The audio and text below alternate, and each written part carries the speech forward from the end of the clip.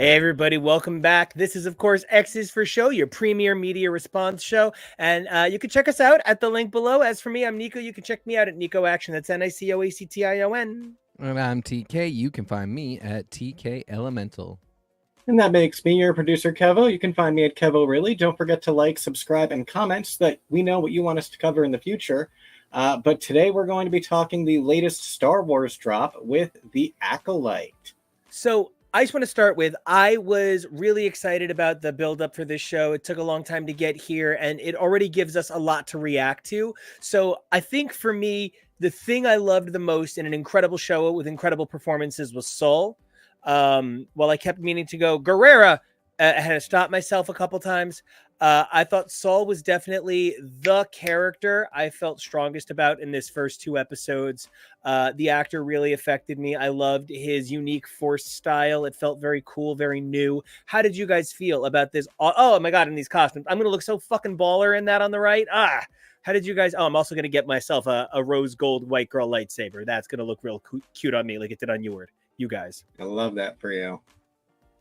TK, how'd you feel? What was your character? That is a good question. I want to be really basic and say it was May and I forget the other one's name. Osha. But I just Osha. You want to be compliant. I really love Amandla Stenberg. I just think she's great. You know, we've all been watching her since she was Rue. She's fantastic. But at the end of the day, I think it's Jackie. I think it's Daphne Keene. Everybody's gonna say stuff that I love about all the other characters because everybody is super good. But the moment when she comes into the room with Yord and they just have this awkward thing because he's changing, and she goes, "Yord, put your clothes on." You just kind of and she's a Padawan and he's a Jedi. You just kind of know so much about her from just that. Daphne Keene is of course X-23, and I think should be again. Although I am hoping she's not in Deadpool and Wolverine because I would love to see her make her debut in Marvel. But in the meantime, yeah, I mean, I was just so excited to see her. But again, like I love Yord too. So anyway, yeah, it's Jackie. Yord, who, of course, many of us love from a number of YouTube, Netflix shows like Russian Doll and You, which is why I said YouTube, because I meant to say You. And Tales of the City. Yeah, he's a hot man doing a whole lot of hot work. Very gorgeous. Speaking of hot, gorgeous men doing a whole lot of hot, gorgeous work, Kevo, what character grabbed you right off in this two-part premiere? I'm not sure about right off. I want to give my vote to Yord. Hey, Ali Galactic and Mark, how are you guys doing out there? I at least want to get up to Charlie Bennett because, like you said, he's a hot gay, and we love that, and we love him taking his shirt off. Everyone is just such an interesting character right off the bat, and I am really excited. Someone who definitely got me really excited right away, and then unfortunately super disappointed. Indara, Carrie-Anne Moss. Mm-hmm. We love her in so many things, and this looks to be such a cool character, and I really get it. I get the storytelling device of killing off someone right away, and I get the instinct to cast someone as a big cameo for that, but I sometimes find that a little bit misleading. It's that thing of why that Beatles movie got sued because Ariana DeBose wasn't in it or whatever. Yeah. Like I was excited. I thought they built this character up in a lot of ways, and we could still see her in flashbacks, or it's Star Wars. There could be something wanky going on, but she was really cool, and I love that opening sequence. It dragged me in right away. Go ahead. Older boyfriend, when he watched Iron Fist, was like, "Oh, if he's the Iron Fist, does that make her the Finger Blaster?" Because of that one particular scene. She's already a superhero in my book. Between this and Trinity, she's just such a legend. Well, and I think that's it. It is. I thought they made a really strong decision and choice here to say, yeah, we could have stunt casted Carrie-Anne Moss to carry our show through some, potential lag. But to give her a Trinity-esque first fight scene, to give her such a strong, clear character, and such a good start to the show, and then pull her away, not in a fridging, not in anything, tawdry or salacious, in a very good start to a mystery where Right. we immediately shorthand feel consequence. I was telling Nico that procedural mystery is kind of actually very much a part of Star Trek after we start the prequel trilogies, because from Phantom Menace onward, every movie is basically like some weird thing is happening. It's not the thing that you think it is. We have to send the Jedi to go investigate. They got to go for clue 1, then clue 2, then clue 3. It's and that then they have to video hold up of, that thing in exactly the right angle so that it lines up with the right stuff. and it's exactly that video of Palpatine hires Christopher Lee to kill Padme. He hires Boba Fett. Boba Fett hires another person. The shapeshifter. She hires a robot. The robot sends out, and they reverse engineer that, and the Jedi have to figure out that each person is involved in the murder plot, and that's the murder mystery of that film. And so they're all terrible. Every single one of those mysteries is terrible. I'm not a big prequel trilogy person. I know what people like about them, but I will say the investigative part of it I don't think is ever the best part, but it is then something that becomes a big part of Star Wars lore. The Jedi go out and essentially Benson and Stabler stuff. So this show is a brilliant use of what is actually a really important Star Wars trope, and to make the mystery who killed Trinity from the Matrix, I thought, even though that meant we have to kill Trinity from the Matrix, and therefore we're not going to see nearly as much of her as we could if she were, starring and solving the mystery, I thought it was a really strong choice, and it made me... I knew literally not one thing about this show. I did not know who was casting it. I did not know the setup. I did not know a single thing, and immediately I was in. And by Kevo, all means. Well, I was just going to say, one of the things about Star Wars that is always really great as well, and the fact that they have this up and down timeline, is if people really like this character, she could get a movie or something at some point. We can always be telling stories from like 50 years before this happened. And one of the big things I think that we're looking at here is this moves beyond where we've seen live action go in Star Wars. We're moving back over the falls. We are heading before the prequels, and we are examining the bedrock foundation of the Star Wars universe. I made a comment that when May fells Indara, I was shocked that she didn't take the lightsaber as bounty, as trophy, as any of the things that I come to associate with sort of that narrative of murder mystery serial killer. But instead, it's actually a little bit more about a pointed revenge tale. It's a crafted purpose. And one of the things that does is it actually de-escalates the idea of a lightsaber. Suddenly, the lightsaber isn't this rare, long-lost weapon. The Jedi are bountiful at this point. Yeah. So it's a little bit less like stumbling onto an original Doctor Who from the 1970s. And it's a little bit more like, oh, good, you found that copy of Torchwood. So I can get this at Kmart. I don't need to steal this and hawk this because it's not a rare thing. Yeah, I hadn't thought about that. So I'm really excited to see what happens when the Jedi are de-rarefied. What happens when the Jedi are a little bit more commonplace? And seeing that here, one of the things that I found the show was maybe trying to do a little too much early on was we went from this amazing sequence that I loved, and we bounced back and forth with this and the Osha introduction on the ship or in the base with her friends. And one of the things that I felt happened was we didn't really get to know this situation long enough before we jumped to the Jedi matters. And so if I had one complaint, it's that this episode felt like it maybe had to do too much too fast. How did you guys feel about the pacing? I did not have that moment. And actually, you bringing it up is making me wonder why I didn't, because it's a valid point. But it felt like it so didn't matter. And it's sort of... that is almost the statement that they're making, in that once Osha left the Jedi, she just kind of became a nobody, and she has a job that droids are supposed to be doing. She has no real kind of life. And so it was really easy to quickly move on from that and get right into the next step of the murder mystery, which is her being accused, and now we have to investigate.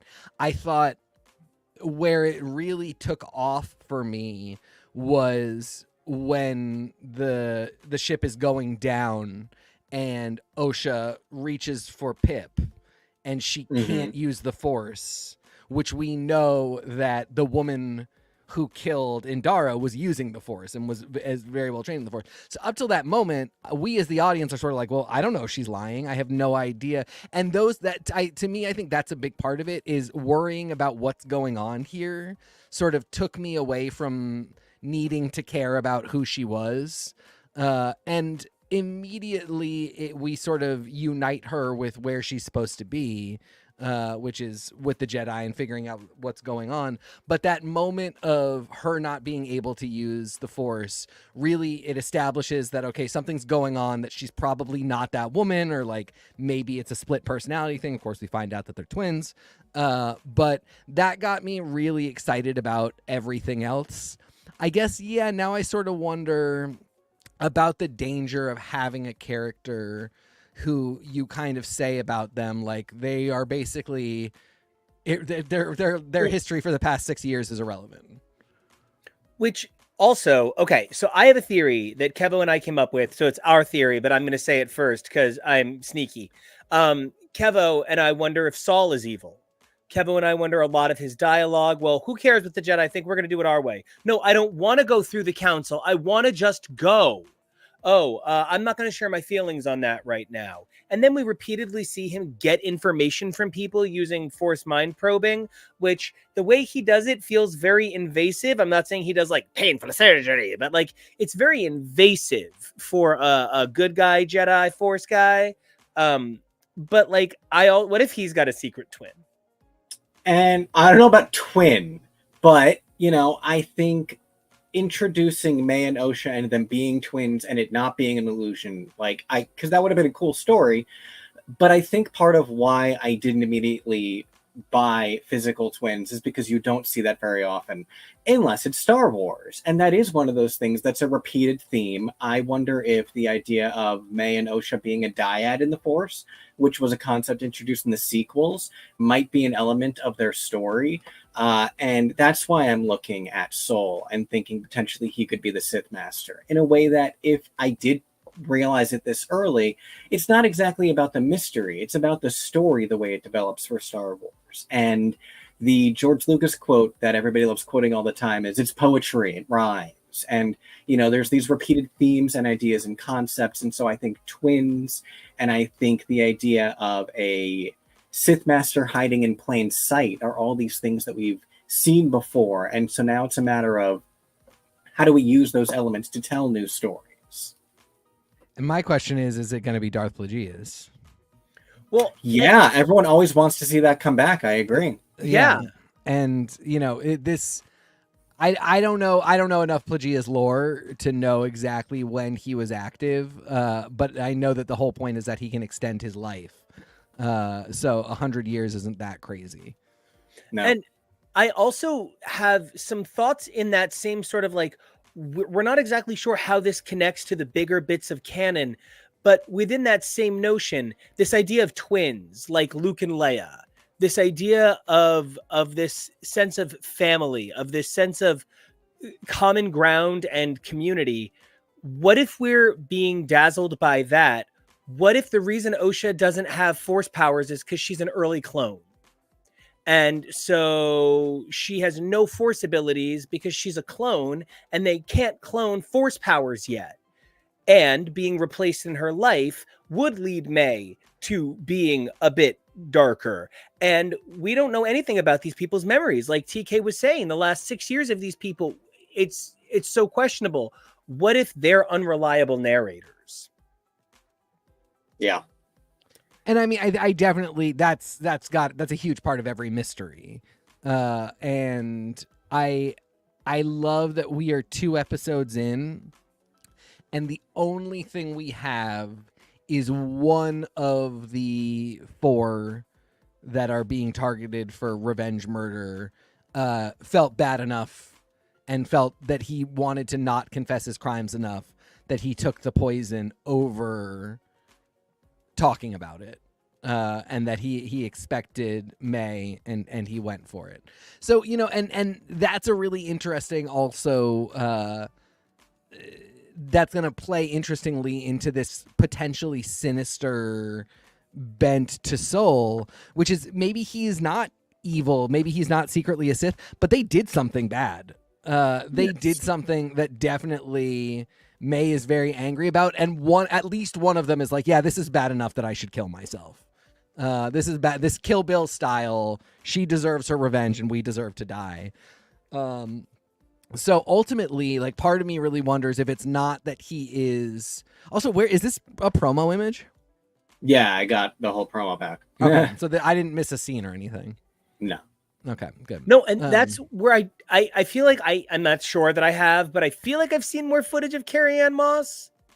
Just floating in the ether, not in the 2 episode we saw. Not in the 2 episodes we saw, but I feel like I saw more at some point. Well, I'm sure like, clearly we're getting a flashback, so she'll be there. But I think it is possible that Saul isn't secretly worse than we think, but that his guilt over what they did and the fact that he could even do it will maybe betray that he is in fact not a great teacher, not a great person. I think it's interesting that the actor has said he took a lot of his inspiration from the performance of Qui-Gon Jinn. I think that makes a lot of sense because I feel like he is giving a lot of Qui-Gon Jinn's rebellious spark in terms of, when Hot Yord was like, 13 precepts. And he was like, no, just give the civilian a weapon, even though she was expelled from the Jedi Order. Whether or not that is meeting to lead us to the conclusion of Sith, it's certainly leading us to the conclusion of very rebellious against the rules of the Jedi Order. And I wonder if a development of the fallout of this story is going to be part of where Jedi started becoming a lot more strict to the point where it broke.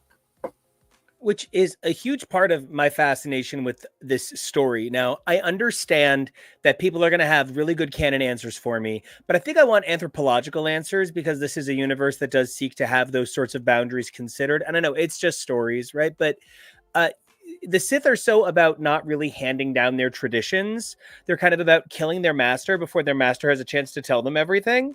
So I wonder how often, like, Sith lore is like, well, we just made it up. And this is how you do a blood ritual, I guess, now. And, like, I wonder how much Sithing is about just kind of making it up as you go to the best ends of your success. You found a new power? Great. That's one of the enumerated powers you should have always been using, you dummy. Whereas the Jedi are like, no, don't change things. Order, frustration, sexual codependency on humping your pillow, whatever you need. But it can't possibly be about happiness and success. No. Well, and because part of something that we are developing more and more with Star Wars film and television canon over the last few years is the idea that the Jedi isn't some sort of like perfect, set of rules that have always existed, and that there are ways in which they are making a lot of it up and have made a lot of it up. And so how much of the development of the Sith concept are we going to be seeing here exactly? I also want to say there's some awesome conversations going in the chat right now, whether it is Cyborg saying, so when do you think this takes place? And Ali Galactic having the absolute most Krakoan math answer of 37 yeet years in our past. I would just like to also say great Doctor Who reference right now. Just always being an appropriate amount of time away. And also, I think, Joseph, I did say blood ritual, but I want to take it a step further. It feels like there are no longer Star Wars projects without I'm a creepy Force witch, or like I'm a creepy Force monk. And like I am so into force magic. I'm almost the problem, right? I'm like, oh yeah, lightsabers but they're jewelry, right? You just carry it and you look cute, right? Like I want Yord's. I think that thing is amazing. I love that lightsaber. Very Rey, very that strong golden. But like there is something so very arcane in the ways that they are really starting to build into this lore that I love the visual symmetry of. I think it's also Star Wars' own fault and problem because the 9 movies are just about the Skywalker family and the Skywalker family's relationship to the Jedi, and we're basically never not following a Skywalker or a Palpatine that is a Skywalker. We are always in from Anakin and Sheev Palpatine to Rey. Like we are just with the Palpatines and the Skywalkers. Right. And that's Jedis and Sith. That's their thing. We touch on other parts of the world, but it's always in service of Skywalkers and Palpatines, and it's in service of Jedi business and Sith business. And so there is this understanding among fans that the Force is the purview of the Jedi and the Sith. And, maybe you have a roguish smuggler who might be Force sensitive, meaning he's got great luck, but you don't have other Force users. And we then get into the years of expanded universe canon, which go to wild places with who uses the Force, why they use the Force, stuff that just could not make it over here. We're not going to be doing that. So for the first time, once Disney takes over and once we finish the sequel trilogy, we really have to stop and take stock of like, this is literally an entire galaxy that is very inhabited, and you go a lot of places, and there are billions upon billions of people. We have to start acknowledging the literal expanded galaxy and the fact that like there's just absolutely going to be other people that use the Force. I love that they, and Clone Wars did some of this footwork. Clone Wars did establish the Force Witches. Clone Wars comics, tons of stuff. Yeah, where we get Morgan Elsbeth, and we finally see the Force witches made on screen in Ahsoka. But we and Grogu, we're starting to see these examples of people that are very Force powerful that are not Jedi and not Sith, and it's a really important reminder to everybody that watches that this was never about the balance of the galaxy was never about Jedi and Sith. It was never about we've got to restart the Jedi Order, otherwise how can people use the Force? And I think that's really what is making a lot of these shows really interesting, because the movies kind of end on like we have to restart the Jedi Order, but also nobody wants to and nobody cares, and Rey can't do it, and Luke doesn't really want to be a Force ghost. Yoda's exhausted. So like what order are we restarting and for what purpose? Because it ended because these people were all fools. So maybe we shouldn't bring it back. What are we doing? We have no idea where the sequels are going, but we do know that there is a larger universe of people out there who use the Force. And I love the way that we're getting tales from way in the past where people are doing it, and we're getting tales from the future, like Ahsoka, where people are doing it. And I really like seeing all the ways that this is not just the purview of the Jedi and the Sith. And to that end, from the comments, Cyborg says, Caravan of Courage and Battle of Endor. I just want to say, if any two things ever deserve the response of Hail Satan, thank you, Ali Galactic. Listen, I was super into those movies in elementary school. Shout out to the Wilano twins. Hey. Yeah, super into those movies. They are nightmares. They are bizarre. But, they existed. Droids existed. The Ewoks cartoon existed for sure.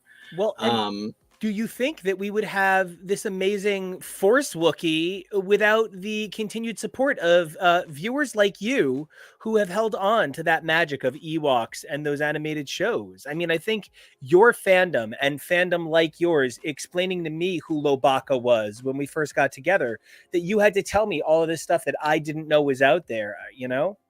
And, a secret that they don't really like to talk about very much is that the expanded universe was a mess. What is now Legends is a mess. It was a lot of stuff. It involves Chewbacca being crushed by a planet.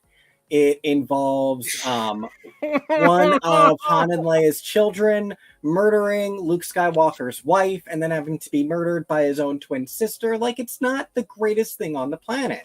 There's a lot of really cool stuff from it, and I loved a lot of it. I was really into the Young Jedi Chronicles when I was in middle school, and I loved those characters. It's part of why my heart was broken, that Anakin Solo doesn't make it. Like, I think there was a lot of flaws, and I really love that something they're doing for the Disney canon and all the new stuff is that they are making sure to pull from things from what is now deemed Legends. They have pulled a lot of the Thrawn stuff, not only pulled it, but like brought the original author back to do work and bring his character in this new way. And there's still so many things from the canon that I think we can still see. There's an alien invasion from outside the galaxy, and it's really cool. And I think that could still be something we see. And we don't even need to get to that for a few more years, because like TK is saying, there's so much room already and so many stories already that we could be telling. I think jumping back a century was probably smart in terms of giving us room and distance from all of the current stuff. Well, and I think part of that has to do with the inability for the company to like consciously uncouple, right? Just to sum it up, everybody's favorite goopster, the conscious uncoupling of an idea from a time. Right? Nobody ever likes to think of a zeitgeist as a zeitgeist because a legend isn't a legend until it ends, right? So you wind up with this situation where Rey never got to be a queen. So why are we over her reign already? And it's because the speed that fiction moves at has become so much faster that the movies need to be a little bit faster together. And, to Ali Galactic's point, she says, I find that as soon as the Jedi are everywhere, I'm super bored. I get that because that's how I actually feel about things like too many superheroes in a non end game situation. I find it really hard to come up with a movie that could fit Thor and the Guardians the whole time because it's too much for me to balance the story out. And one of the things that the complicated narrative this is weaving keeps leading toward is I want to know where the expansion of these ideas is going to start. Are we going to just keep taking steps forward based on the steps behind us? Or are we going to start building new paths? Kevo, I completely forget the name. The Vasanong. Yuzon Vong? Uzan Vong, thank you. Yeah, those are the ones I was talking about. Exactly. Yeah. I love that you bring them up because I think they are so fascinating and I love them. And to Joseph's point in the chat, has anything ever explained the origin of the Sith? I bet there are explanations in greater canon. I don't believe there are any in any of the films properly. In larger canon, yes. But not in any movie or TV show. Not something that we've seen. Sorry. No, of course. It's a conversation. I think the closest thing is the conversation with Palpatine and Anakin, where they're sitting at the ballet. But yeah, we have not. There are a lot of like comics, especially, that have told a lot of stories about the Sith, and that's a Wikipedia article, very expansive and worth reading. But we have not really done a lot of Sith stuff on screen. And I think that's my point. There's all of these amazing stories from the past, and it's something I've said about Wolverine. Batman, you had his origin day one. You knew his parents died, so that's where he came from. There was no explaining who Batman was to the greater populace. That would have been a hard sell. Coming up with a story for Anakin, coming up with a backstory for Darth Vader, what made Vader, too many people wanted Vader to be too many things. So no matter what you gave us, it was going to be disappointing. And I think that's where a lot of people couldn't imagine Big Bad Vader as an essentially whiny child. And I'm certainly not coming for Jake Lloyd's performance. So I think with that element in play, I just really wonder how much longer they can go backward without being at risk of losing forward. I think for quite a while, because I think the thing is, all of their backwards moves are also push outward. And that's what I was kind of talking about with seeing other Force users, just like May herself. The relationship between May and whoever her master is, I don't believe that is a Sith relationship. I could be wrong about that, but it seems like there's something else going on. And Ahsoka is also, like I said, expanding. We saw Dathomir. We saw the planet from which everybody went to Dathomir. All of this work to expand the Star Wars universe has to happen. It's not just forward and back. It's on a lot of different planes. And I think I will be concerned when we start getting stories that don't really reveal anything new about Star Wars and the Star Wars galaxy and show us kind of new vibes and new characters. Andor. Is that I actually haven't seen Andor yet. We couldn't finish it. That's I had some concerns.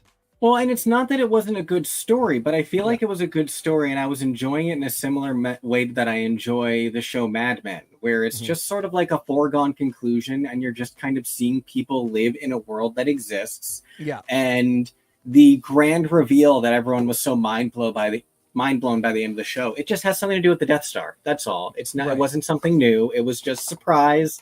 The Death Star all along, which exists and is going to be built for a second time and is going to have the Kyber crystal planet turned into a bigger version. Like, these are all and that's great. But like you said, it's not really revealing anything new or trying to do anything new or bring anything new specifically to television and visual media in terms of film, TV.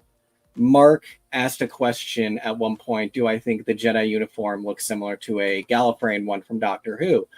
Which, struck to my head that, I'm thinking about Star Wars in a way that I am thinking about what Russell T. Davies is doing with Doctor Who lately, where I feel like there is an intention to keep the canon expanding and evolving rather than just continue going with the flow of what the story has always been. I feel like, it was easy not to answer questions about Sith for a while, but now this franchise has been around it's going to be 50 years soon, and we want to see those stories brought to television. And it's not always necessarily going to be what it was in a book that you read 30, 40 years ago. But we're going to try and develop it into something that is palatable to a wider audience and something that can be accessible to a wider audience to make Star Wars that sort of franchise again, And I think that's why the new Jedi uniform looks like the One Punch Man suit. I mean, a little. I'm just saying. I don't know. I like it. I love it. I can't wait to wear it. Oh yeah. It's got some great color to it. Looks comfy. And the other thing that I have to bring up, we gotta go for it. It's just standing there right on the table. This is still an action show. It's a mystery. But it's still an action show. And one of the things that I am so excited about with this being an action show is that we are seeing stylized fighting. We are seeing some interesting new takes on the idea of the choreography. I enjoyed Ahsoka immensely, but I felt like Ahsoka was so epic for looking like the animated show. It didn't always look like a Star Wars live action production for me. And this felt like a cool, fresh take visually on classic Star Wars. It wasn't just the visuals of it. And for as much as I loved it and loved the show, something that sticks out in my brain that we sort of reacted to was that sequence where Ahsoka got out of the spaceship and is standing on it in front of the space whale. And I was like, it's really cool that you can do this. But that really is the sort of physicality that you generally see reserved for a cartoon. You don't normally have, and there's a reason. Like, there's a reason that comic book violence and action isn't the same scale as a cartoon, as a live action movie. So seeing something that felt direct out of Clone Wars or Rebels in a live action show was weird and not bad, but sort of challenging in a way. I think what I've really noticed over the last few years is the very, I think, smart willingness to take very different fighting styles for different shows and to sort of just kind of establish that this is a part of the universe. The fighting style here is much more similar to the Matrix, which is why it's so amazing seeing Carrie-Anne Moss in it. It is, there is a lot more martial arts. There's a lot more hand movement. There's a lot. It is definitely markedly different from what we've seen in something like Ahsoka. And my point being just that, like, we had the original trilogy and we saw some very 70s and 80s lightsaber battles. We all laugh at the first one, but we have established that, like, maybe it's actually kind of cool because it's two old men. And there's something kind of beautiful about the fact that, like, is it a little terrible? Sure. But it also kind of acknowledges and establishes that this is two old men fighting. And the fight choreography gets a little more elaborate, but it is very westernized and stylized. Then we go into the prequel trilogy, and it is methamphetamine fighting at all times. There is so much rapid, insane movement. Yoda's jumping all over the place, but it's just a very chaotic style. And people forget that in a lot of ways it was because we could, and that's okay. Yeah. But then you need to be forgiving of. I love Mark earlier dinged me for harping on the prequels and pointed out that the Anakin Obi-Wan fight from Revenge of the Sith is really good. Rise of the Fall of the Power of the Sith. Thank you. He's very correct. That is a fantastic fight scene. I don't think it shows a lot of very specific, like, influence from fighting styles that we recognize in martial arts that we see in the world today, but they're still great. Sequel trilogy has a totally different fighting style. We get into shows like Mando, and the fighting style is actually really different because it's not very lightsaber based. It's a combat style. It's a shootout style. And so, to get this show that gives us something that looks really recognizable and looks really like a specific style was chosen, but that style much more resembles things that we've seen in films like The Matrix, I thought was really cool. And when you step back and look at it whole cloth, all of those different fighting styles were different eras in, like, different time periods in Star Wars. And it's a really easy thing to just say fighting styles come in and out of vogue.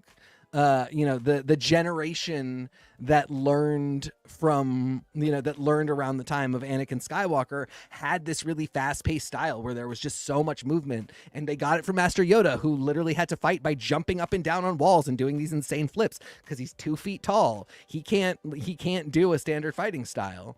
And I just want to compliment your point with the metatextual reality of, like, I think about the animated series that I missed the most in my entire life, and it's Jackie Chan Adventures. And I think about how that is something that affected the same generation of kids that grew up with the prequels. So they want that fast-paced, fun, young kid that can do super amazing gymnastic style. I think they want that from their superhero kids. And I think this is delivering. Do you know what just occurred to me? And it's something Star Wars really has loved doing in these shows, like the surprise cameo from 3PO in, I forget which one now. I think it was Ahsoka, right? Oh, right. Up there. They meant episode 3. And then how much of Anakin there was in Ahsoka. They really love pulling twists like that. But as you guys were talking about Yoda, I realized he's alive. He's here. Yeah. Oh, yeah, totally.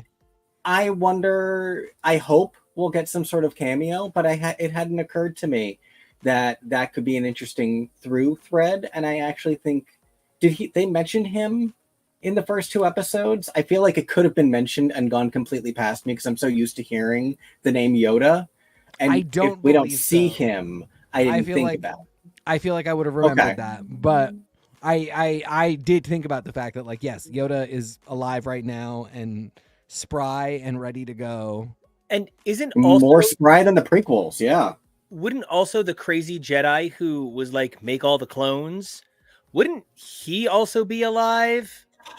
He genuinely could be, depending on how they decide to develop that story. Thank you. Yes, thank you. I actually wanted to say Cypher, and I was like, it cannot be that simple. I cannot just be playing Final Fantasy in my head. He would not be active right now. Okay. He's born 102 years before the Battle of Yavin, so he would be a child. Close. Because the thing that we always have to remember about these stories, not just us, but that I want the writers to start remembering as well, is, yeah, this isn't our world. You have aliens. They have different lifespans. And having it for Yoda is really cool. But there's a lot of different characters and aliens that you can do that for. And it's what I really loved about the introduction of Pelia in Season 2 of Strange New Worlds. And I thought it was kind of dropping the ball that she wasn't in Discovery. And I say dropping the ball, but I just mean you have these opportunities that you build in because it's science fiction, because you have the idea of immortals. And the other finale reveal from Star Trek Discovery was really cool. And I loved that. And I'm sad we didn't get to see it further developed, which apparently had been an intention. But I want to see more stuff like that. Yoda can't be the only alien that is old that we can see that can make these sort of cross links between the different times. And, I just put out there for one more second that there is animation out there that really influenced a lot of people. The Genndy. I really wonder how much the Genndy Clone Wars influenced a generation of fans who would come to interact with these sorts of things. And something that I felt that the Genndy Clone Wars was really excited to do was showcase non-human looking Jedi in a really dynamic, exciting way. I feel like we do sort of speciest and sort of humanistically default to a very, well, they're not exactly white. So look, that's diversity in that same way that, the major networks often did and do and will until we do more. And I think that's kind of what I'm trying to say here. Somebody needs to remind Star Wars that in a world of diversity, in an era where I do sometimes feel like saying, look, that one's gay and Latino. Yeah, okay, now you're pandering. Please calm down. In a world where that can sometimes come off kind of fake, creating these dynamic characters that offer representation in addition to those characters that sometimes don't have the holistic vibe I need, that rich tapestry of diversity plays out so well in the Star Wars universe that I really encourage them to continue looking to non-traditional storytelling methods for character design.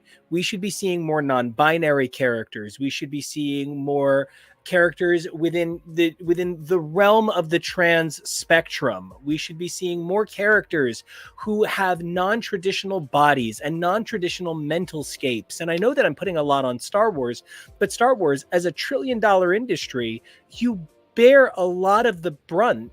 A single year of Star Wars Matchbox cars is more than Starfleet makes in a century.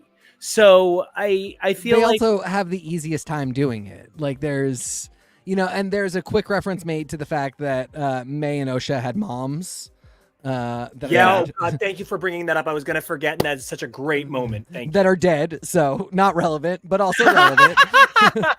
But we don't know, is it a matriarchal planet where all women marry women? Like, Thank you. Literally can be anything. What is the culture there? Exactly. Yeah, and so, if it is a planet of entirely green people, I don't think black people are so crazy. There's just no world in which, if there's not a single white person in the room in Star Wars, anybody would be like, but why? I can't fathom this. If you're having trouble with that, this green lady really ought to be a bigger problem. Like, you can't have it both ways. If Twi'lek exists, there can be no white people in a room.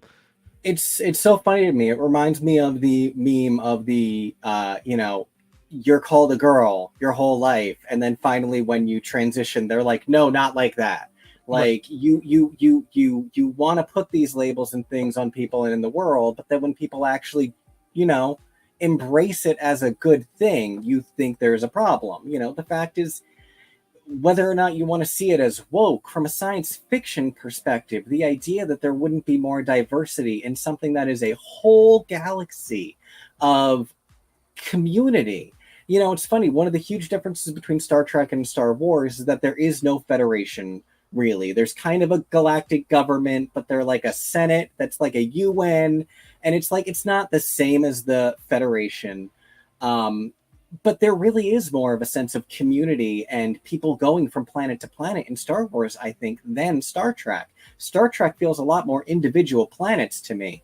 And Star Wars is always very just like share everybody.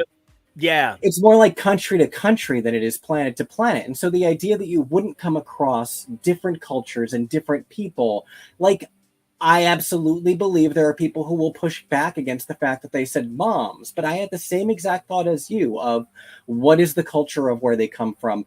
Is it just a feminine society? And that's why, like, who knows? Who knows what they're trying to communicate there?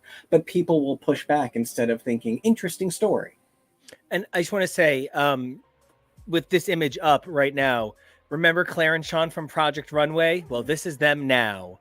Oh my God. But part of Johnny, Claire Bear. I don't know who the traitor is, but it's not me. Yes, I measured one lightsaber. Wait, did I make you guys watch the episode of I'm Sorry with Andrea Savage where she and Lizzie Kaplan play lesbian moms? No. It's my favorite thing in the world. It's so good. I gotta make you guys finish watching that show. And dear audience, go watch all of Acolyte, and then when you're done, go watch I'm Sorry, which was a short-lived show starring Andrea Savage, one of the funniest women in the world, where this actor, who is fantastic in this, by the way, plays a lesbian mother with Lizzie Kaplan, and it's just a great story. Yeah. This lady? This lady and Lizzie Kaplan. I love that. This is Andrea Savage? No. This is someone else. This okay. lady. No. Andrea Savage and her super hot husband Tom Everett Scott. No, I was like, wait. Yes, have a play date. Screams Tom Everett Scott.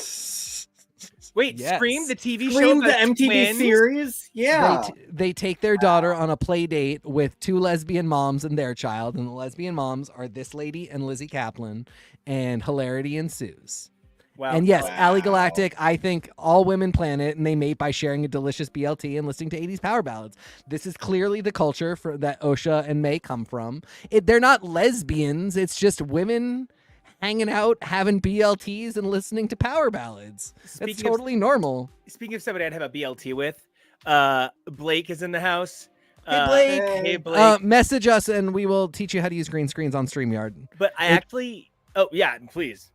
But I just want to say, please don't think you're useless for not knowing this was out. I actually think that Disney did a terrible, terrible job promoting this. Horrible job. I didn't know until it got on our schedule. And I have a thing where I like to not know what's going on in a show, but I was like, this is the easiest preparation I've done for avoiding spoilers because I saw nothing about this. I only want to argue this. I feel like I saw plenty about this. I would agree it's very when the hell is it going to drop? I feel like a lot of streamers, not just Disney, but a lot of the streamers that we watch stuff on, they kind of like rely on the idea that you're going to look it up yourself, which is like insane troll logic. And I don't get, like, I will see ads for shows and that things are coming, but like, yeah, it's just sort of a general sense of this is going to be here, get ready. And then did it start? Is it like a double premiere? Like Nico knew it was coming, but didn't know that 2 episodes dropped. I didn't know that it did another one of those things where it premiered in the PM, like Doctor Who has been on Fridays. Yeah. And I thought it was going to be like an overnight drop. I didn't realize that it dropped on Tuesday.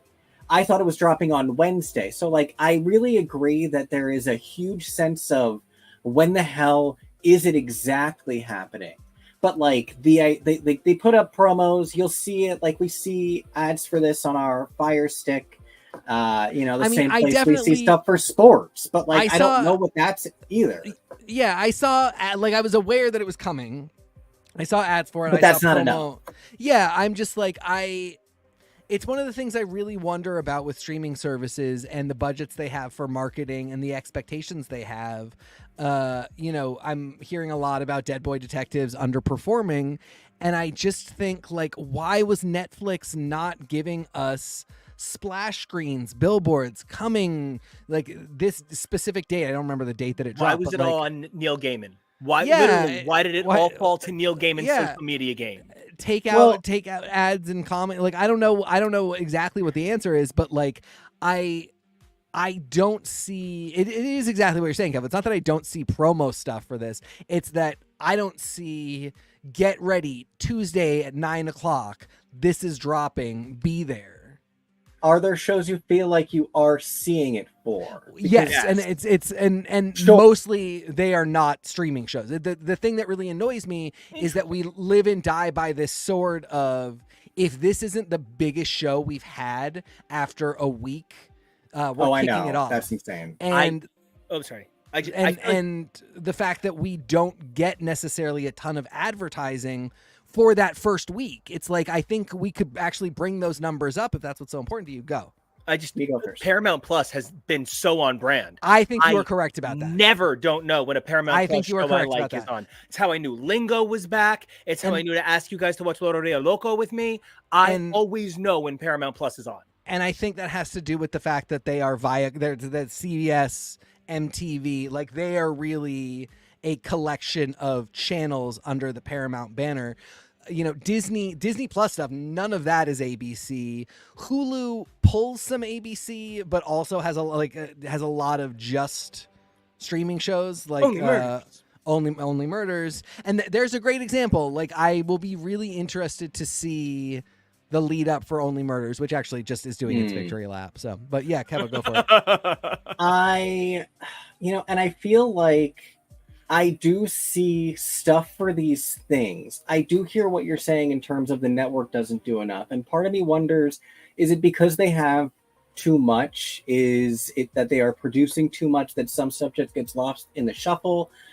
In my algo, because I watched the Trixie and Katya watch Dead Boy Detectives, I started getting like, yeah, there's interviews and there's stuff on the YouTube channel of them like doing cute things as a cast and like going on interviews, and that stuff is out there. But again, I feel like they sort of rely on you to go find that and invest yourself. And I think a huge problem with that is, like you said, that they then don't give it time to build momentum. The fact that they are like, if it's not an enormous hit within the first week, especially with more niche projects, like as much as this is Star Wars, I don't know that this is necessarily the Star Wars story for everyone, but I think this is the Star Wars story for a lot of people that might just take some time to like hear about and be turned on to it as it develops.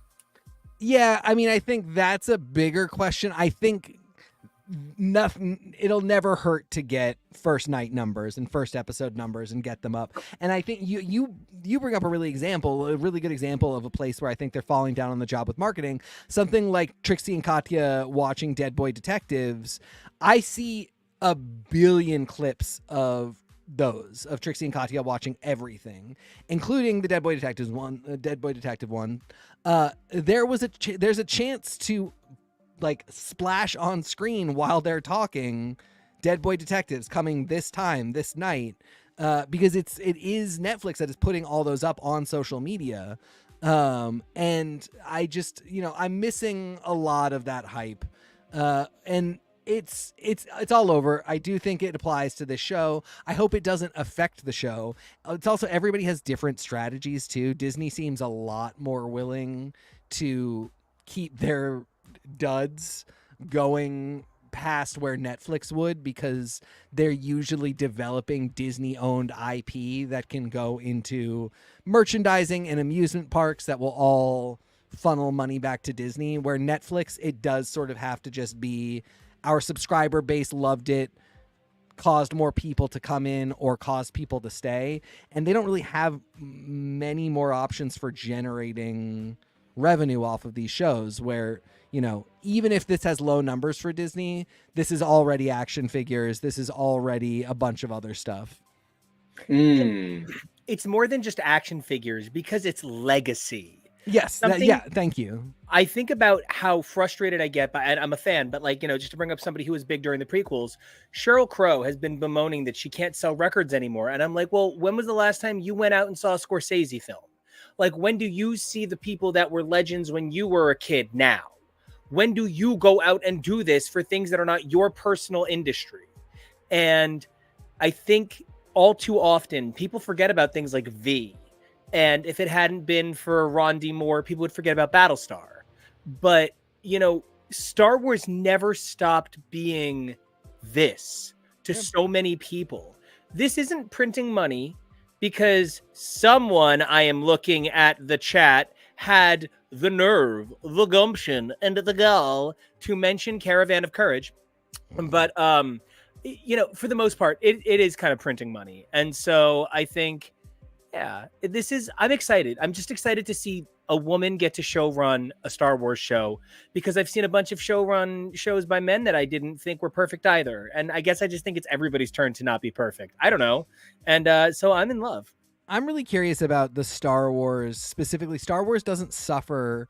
Maybe it does and I miss it, but I don't think Star Wars suffers from the thing that Marvel does, where like fans are just constantly disappointed after a point. No, actually, and then please continue. But specifically, Leslie Headland, who is the showrunner, staffed the show with a quarter people who only like the prequels, a quarter people who only like the sequels, a quarter people who like everything, and a quarter people who predominantly are Dave Filoni fans. Yeah, I'm not kidding. That is genuinely the exact type of diversity hiring that you need on a franchise like this, in terms of making sure that everyone's viewpoint on what they like from the franchise is represented. That's part of diversity, people, is diversity of thought. Yep. I don't know. And that makes me really happy, because that does sort of speak to this idea of like, I think we get a lot of people on Marvel shows that maybe don't have strong opinions about the characters and therefore what they should or shouldn't be doing on a particular show. But I don't know. I just feel like every time there's a Marvel show, if it is not a universal hit, people are really very it starts a whole snipe war.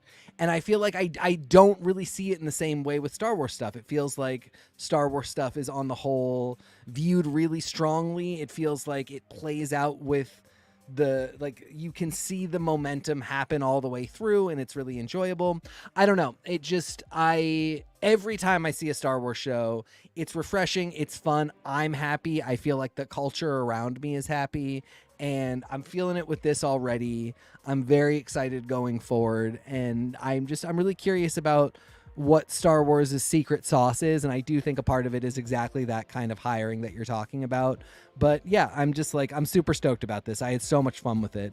That's kind of where I stand with it. How about you, Kevo? Yeah, I'm really excited about this project. I haven't been completely bowled away by everything Star Wars lately, but like I am just really enjoying, everything overall. Like it's not the greatest thing at all times, but like it's all fitting the theme and hitting all the right notes of being Star Wars. Star Wars is really about like a vibe, and it's an outer space western fairy tale. And I think doing something that is a mystery is also, like you said at the very top of this, something that is hugely in the Star Wars sauce already. And I'm in for the ride. And I think the next thing after this, we have a skeleton crew. Yep.